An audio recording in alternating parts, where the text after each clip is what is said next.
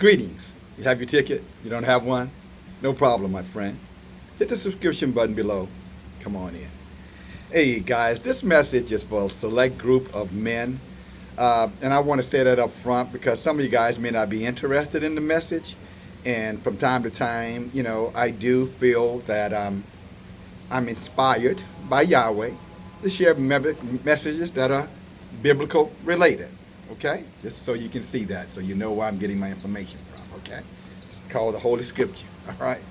But this message is to the so-called African American males, copper color Hebrew Israelites. It's who you are, but just so you know who I'm talking to, what group I'm talking to. And I'm not talking to everyone that falls into this description. I'm talking particularly to the believer. You know what I'm saying? Those who profess to believe. Now, some of you call yourself Christian, and so be it. I think I would like to give you the respect to say that you don't get caught up in a title, that your faith and your hope is to the Most High, your loyalty is to the Most High, and you understand that, His commandment to every man, every Hebrew male, is to stand up and show yourself to be a man. Again, stand up and show yourself to be a man. And that's not easy today in this day and time. It's not easy to do in this day and time, and I understand that, because in this environment where everything is put together, everything is constructed to belittle your manhood, to put you in a situation where that to be effeminized is to be glorified, to be emasculated is to be glorified. It's very, very tough to be a Hebrew Israelite male and hold your position and hold your grounds. Because, unfortunately, the enemy will use everything in its power to attack you, including the legal system. So people in the legal system. Not in the legal system, people in the legal system. They will use whatever method they can to emasculate you, to effeminize you, to make you, I guess, what we would call harmless, almost spiritually infertile. All right? Let's say that right. Spiritually infertile. In other words, take away your seed to act out and to reproduce the things that Yahweh has placed in your heart to produce. Now, with that introduction, you probably say, where in the hell is he going? Well, here's where I'm going. Far too often, when you hear me talk, and I'm talking to you now, the Hebrew Israelite male, copper color, aboriginal Hebrew Israelite male. I noticed that some of you guys stand strong and you're like, go, I'm with you, brother, all the way. And then I noticed another group of you that is very, very solid. You're probably solid because you're like, well, what kind of Christian he is? Well, I'm not a Christian. What kind of man of Yahweh he is? A very strong man of Yahweh. A man of war with Yahweh. What do you mean by man of war? You're not in the military. Yes, I am in the military. And I'm not talking about America's military. I'm talking about the military of fighting against evil and wickedness throughout the universe. Our weapons are spiritual. Our enemy is a spiritual enemy. And the warfare we fight is a spiritual warfare. You should know that. If you don't know that, then you go back and you read Ephesians chapter 6. And it will tell you that you're at war all the time. And the problem with a lot of so-called Christian, so-called black men think that somehow that the Most High has created you to be the ultimate compromiser, the ultimate negotiator for peace, the ultimate, why can't we just get along? And you'll use scripture. Well, you don't use the scripture because if you studied the word, you would know better than that. But you let other people bring to you scripture, deceptive scripture, taking scripture out of context and telling you that your main responsibility is just to love everybody and just get along, and whatever that takes, you take it. Whatever suffering you have to suffer, suffer it peacefully. Malcolm X, comes to mind when I say that, because Malcolm X talked about the passive, black man. How that, he's going through all this pain and he's allowing the system to give him Novocaine to cover up the pain. So as he's getting his ass kicked, that he doesn't cry out, he doesn't moan, he just takes his ass whipping peacefully. Because see, that Novocaine, that they shot him up with, it's got him numb to the pain. But see, when that Novocaine wears off, he realizes that his whole face feels like it's about to fall to the ground. In other words, he realized that he is just taking another unnecessary ass whipping.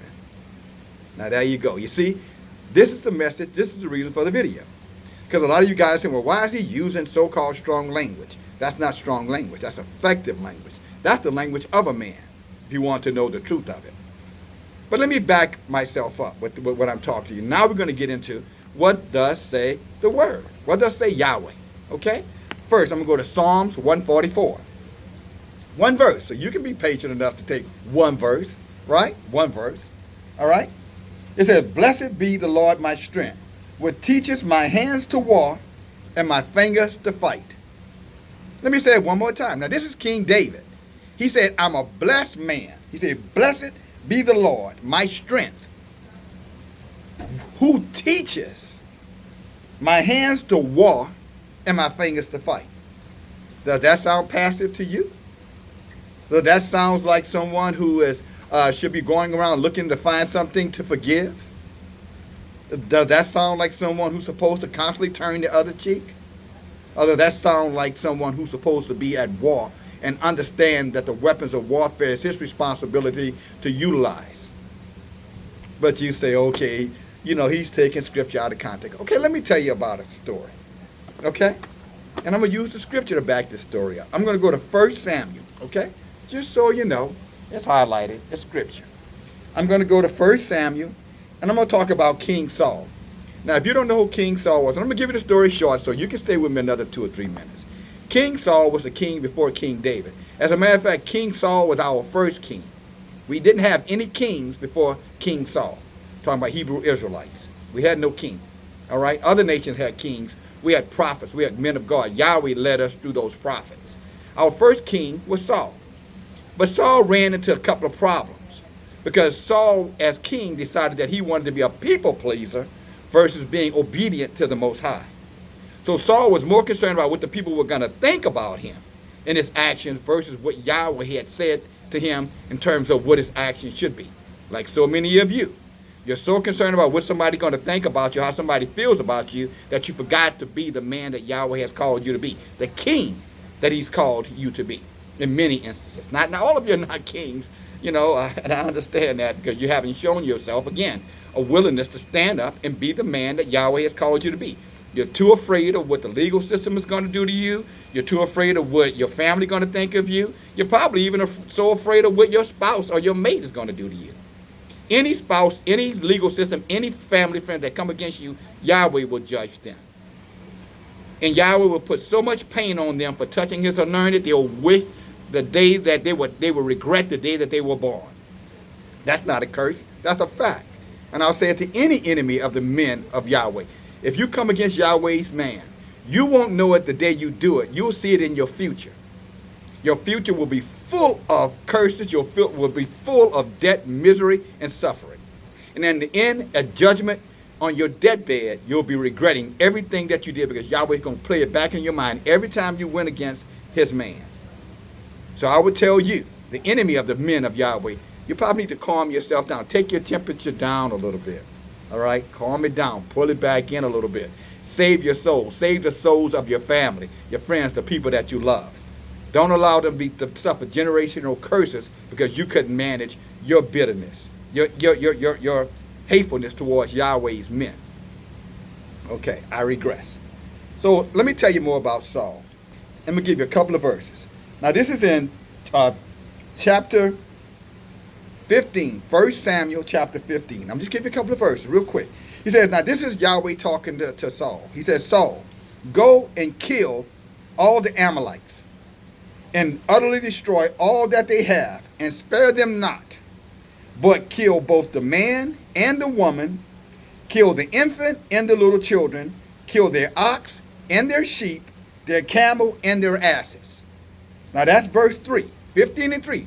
Check it for yourself. Now this is the commandment that he's given to Saul, okay, to do. Because the Amalekites are the enemies that many of us have around us every day who are continually trying to hamper Yahweh's people.